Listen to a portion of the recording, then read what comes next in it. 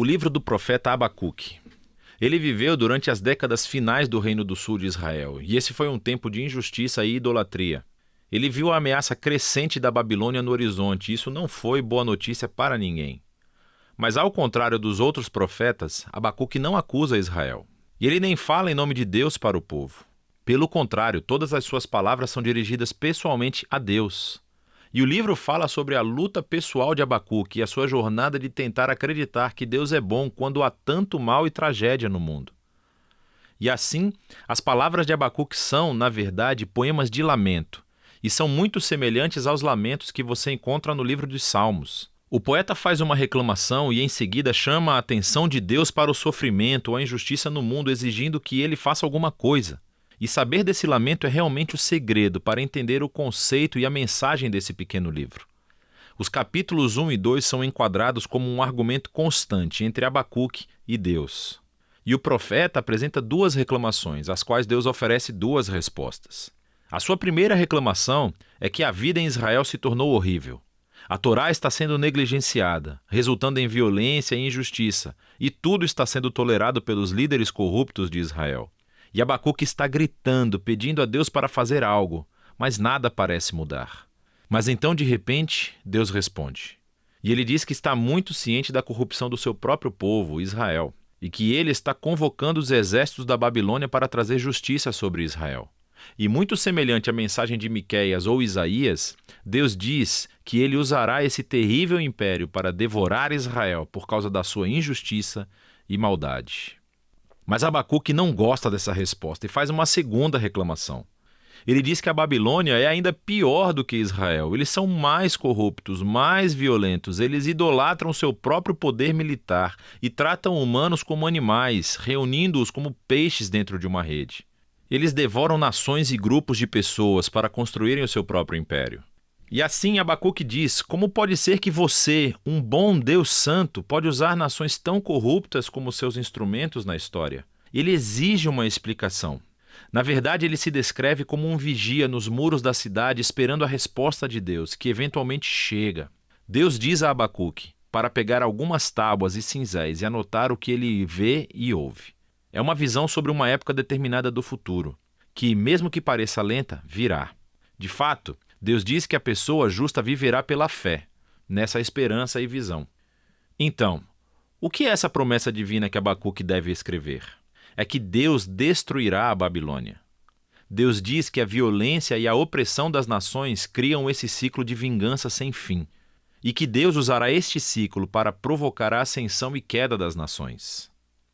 E o fato de que Deus pode, por algum tempo, usar uma nação corrupta como a Babilônia não significa que ele aprove tudo o que eles fazem. Ele responsabiliza todas as nações perante a sua justiça. E assim a Babilônia cairá junto, como qualquer outra nação que agir como eles. A promessa de Deus é, então, elaborada por uma série de 5 poemas que descrevem os tipos de opressão e injustiça perpetrados por nações como a Babilônia. Os 2 primeiros visam práticas econômicas injustas, como a forma como as pessoas ricas cobram juros ridículos, como uma maneira de manter as pessoas pobres endividadas. E assim eles constroem sua riqueza através de meios desonestos.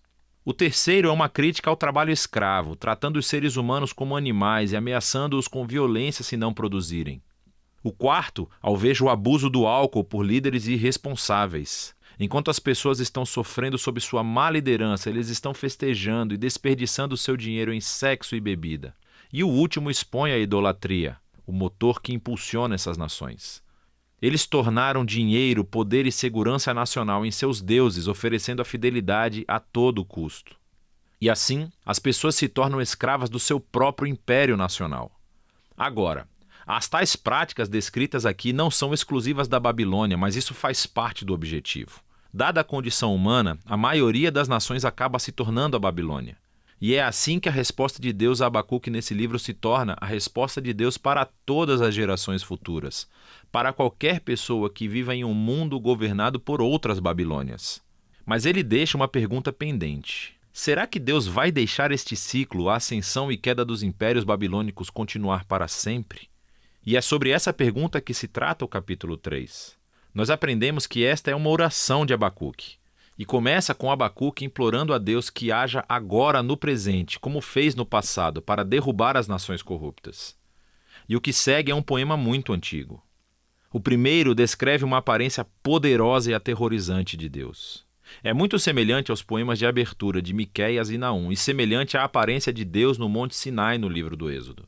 A nuvem, fogo e terremoto. Quando o Criador aparecer para confrontar o mal humano, todos estarão prestando atenção. Abacuque descreve essa futura derrota do mal como um futuro êxodo.